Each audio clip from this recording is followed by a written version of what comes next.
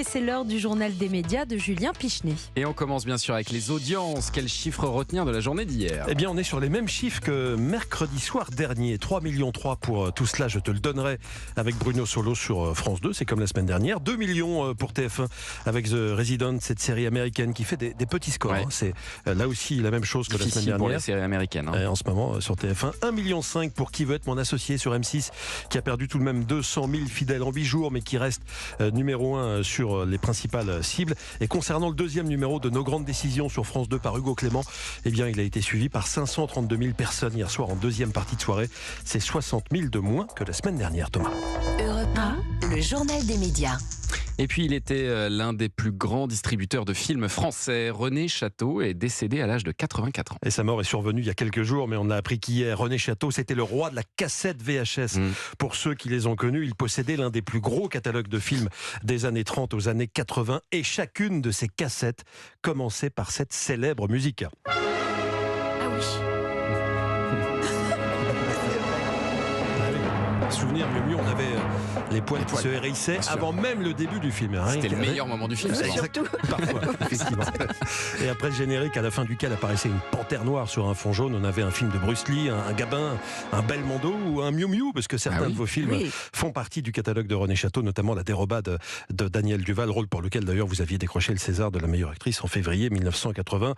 René Château, qui fut pendant longtemps le grand ami de Jean-Paul Belmondo, était le héros des cinéphiles et des vidéoclubs. C'est lui aussi qui avait permis à des milliers de cinéphiles de découvrir en VHS des films cultes que les ministres de la culture successifs ont longtemps choisi d'interdire à la télévision.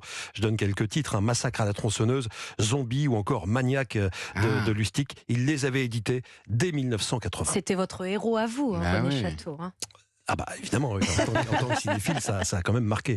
C'était l'occasion de découvrir des films inédits. Que personne ne pouvait voir, c'est ça. Qu'on ne pouvait pas voir ailleurs, effectivement. C'est fou ça, autre époque. Et puis le reste de l'actualité média avec le retour imminent de la série Lycée Toulouse-Lautrec. La saison débutera le 4 mars sur TF1. C'est une série unique en son genre, un peu comme le Lycée Toulouse-Lautrec qui existe réellement. C'est à Vaucresson et qui a la particularité d'accueillir 250 élèves en situation de handicap sur 350 au total. C'est une chronique à la fois tendre, grave et drôle sur la vie d'un établissement, son proviseur, incarné par Stéphane de Groot, ses élèves, leurs joies, leurs peines, leurs blagues, leurs jalousies. La créatrice de la série, Fanny Riedberger, a tenu à ce que la série soit vraiment tournée à Toulouse-Lautrec, établissement qu'elle a elle-même fréquenté. Elle voulait aussi que les rôles de personnes handicapées soient joués par des acteurs eux-mêmes handicapés. Il y a un an, le premier épisode de la saison 1 avait été suivi par près de 5 millions de téléspectateurs. Fanny n'en est toujours pas revenue. Alors je m'attendais pas du tout au succès, je vous avoue. Je crois que j'ai réalisé que j'allais diffuser le soir même de la diffusion en me disant si ça marche pas, qu'est-ce que je dis à mes gamins demain. Je réalisais pas du tout l'enjeu. J'ai été assez comblé mais très étonné du succès que ça a rencontré, et notamment des commentaires, parce qu'on a regardé en live sur Twitter et personne ne parlait jamais du handicap. Et je sais que tous ces gens qui ont regardé, le jour ils vont croiser un fauteuil roulant dans la rue, ce qui n'était pas le cas hier, ils vont penser à Marie-Antoinette, ils vont penser à Nolan et ils vont sourire. C'est rentré un peu dans les mœurs, un tout petit peu, et ça je le ressens. Et Fanny Riedberger, créatrice de la série Lycée Toulouse-Lautrec, qui revient sur TF1 le 4 mars pour une saison 2.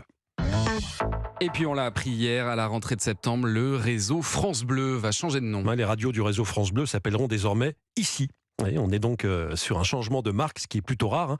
Et ce changement concerne les 44 stations locales du réseau.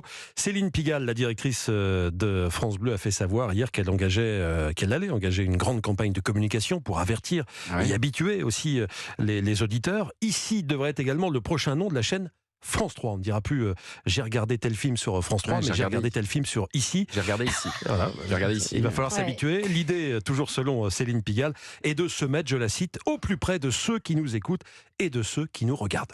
Ça vous fait marrer, Miu Miu? Oui, parce que j'ai regardé Ici. J'ai regardé sur Ici. Oui, il va falloir trouver la bonne formule. En même temps, vous vous appelez Miu Miu, donc. Oui, vous avez raison. Oui. Pas de jugement. Oui. J'ai regardé Miu Miu sur Ici. Ça serait très drôle. C'est la phrase du jour. Bon, et autre info, LCP, la chaîne parlementaire, déplace quelques programmes dans sa grille. Et Rambobina, l'émission présentée par Patrick Cohen et réalisée en partenariat avec l'Institut national de l'audiovisuel, va passer du dimanche au jeudi. Ce sera à partir du du 14 mars. L'émission sera plus courte, 1h30 au lieu de 2h.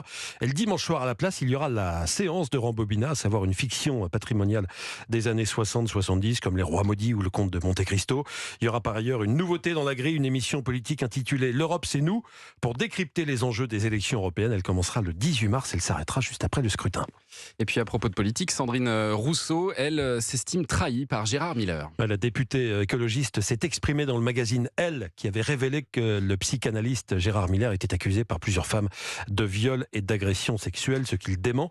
Mais pour Sandrine Rousseau, c'est un coup dur. Gérard Miller étant en effet engagé à gauche auprès de la France insoumise. Que vont penser les femmes d'avoir vu Gérard Miller s'afficher avec moi? Je leur présente mes excuses, même si je ne savais rien, dit la députée, qui constate qu'en matière de lutte contre les violences faites aux femmes, elle n'a pas grand monde sur qui compter maintenant et qu'elle connaît de moins en moins de personnes sur lesquelles s'appuyer.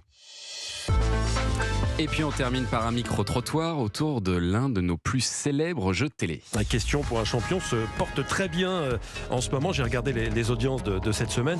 Après avoir bien résisté à la quotidienne de la Star Academy qui a été diffusée pendant plusieurs mois à la même heure, eh bien le fameux jeu de France 3 est sur une bonne moyenne d'1,5 million de téléspectateurs depuis le début de la semaine. C'est près de 12% du public, 12-13. Ce jeu a plus de 35 ans maintenant et ça marche toujours aussi fort, Thomas. Fou, 1,5 million de téléspectateurs chaque soir et donc des centaines de candidats qui s'inscrivent pour passer les sélections. J'ai demandé d'ailleurs à des candidats pourquoi ils aimaient tant aller appuyer sur le buzzer de Samuel Etienne. Je regarde pas beaucoup d'autres jeux et celui-ci me paraît d'un niveau de difficulté qui rend les choses intéressantes. Parce que ça titille l'intelligence et ça titille la mémoire. Et de la mémoire, tout le monde en a. De l'intelligence aussi, j'espère. Ça touche vraiment tous les publics, toutes les tranches d'âge. Je pense que c'est ça qui fait le succès du jeu. Je regarde pas beaucoup de jeux télé, mais je trouve que celui-là, effectivement, l'accent est mis surtout sur la connaissance avant la personnalité des candidats, j'ai envie de dire. Vraiment un jeu pur, j'ai envie de dire. Ma grand-mère regarde des questions pour un champion, comme beaucoup de gens de mon âge. J'adore les quiz, j'adore la culture générale, me confronter à mes propres connaissances. On cherche pas de ce sensationnalisme chez les candidats. Il y a une très belle ambiance au plateau, mais aussi quand on le voit à la télé, on ressent la bienveillance et le bon esprit du jeu.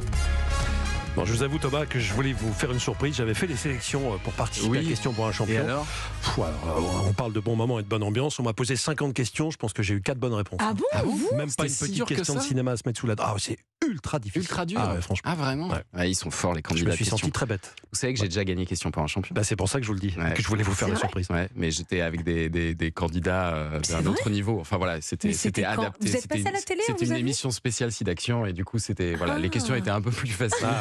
C'est pour ça. Mais bon, quand même. Sinon je pense que j'aurais fait 4 sur 50 comme vous. En tout cas, j'ai beaucoup aimé ce lancement sur l'idée d'aller appuyer sur le buzzer de Samuel Etienne. C'est le sien, c'est à lui. Qu'on salue évidemment. Vous regardez question pour un champion, Miu Miu, de temps en temps? Non, il faudrait. Ah bah oui. Non, vous êtes pas obligé. Non, je suis pas obligatoire. Vous regardez la télé ou pas du tout? Non, je vous dis, je regarde juste. Oui, c'est à vous.